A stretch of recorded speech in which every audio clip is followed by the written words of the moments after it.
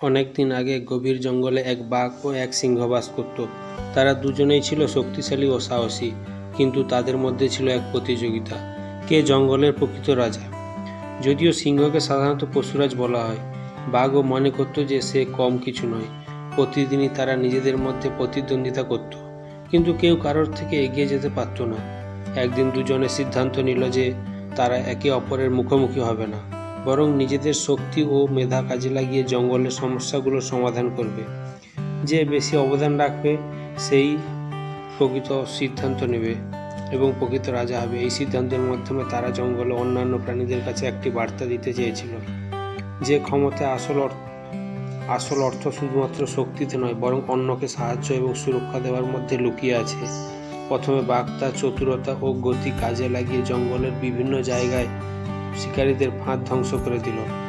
শিকারীরা জঙ্গলে এসে প্রাণীদের ধরে নিয়ে যেত, কিন্তু বাঘ তাদের দৃষ্টি আকর্ষণের বাইরে গিয়ে ফাঁদগুলোর নিচে কৌশলে ধ্বংস করতে শুরু করলো। এর ফলে জঙ্গলের প্রাণীরা নিরাপদে ঘুরে বেড়াতে পারল।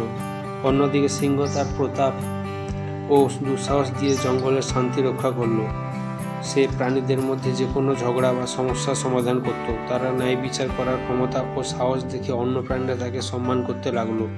সে বুঝতে পেরেছিল যে রাজা হওয়া মানে নিজেদের স্বার্থে অন্যকে শাসন করা নয়, বরং তাদের সঠিক পথে পরিচালনা করা। একদিন জঙ্গলে বড় একটি সমস্যা দেখা দিল।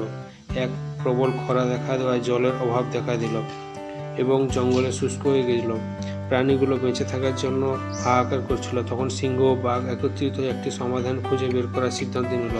তারা জঙ্গলে এক বৃদ্ধ হাতির পরামর্শ নিল, যে বলল পাহাড়ের ওপরে একটি জলাশয় আছে, কিন্তু সেখানে যেতে হলে কঠিন পথে যেতে হবে। বাঘ তার গতি ও শক্তি দিয়ে রাস্তা পরিষ্কার করতে শুরু করলো এবং সিংহ তার সাহসিকতা দিয়ে বাকি প্রাণীদের সঙ্গ দিল। একসাথে তারা সেই কঠিন পথ পাড়ি দিয়ে জলাশয়ের কাছে পৌঁছলো।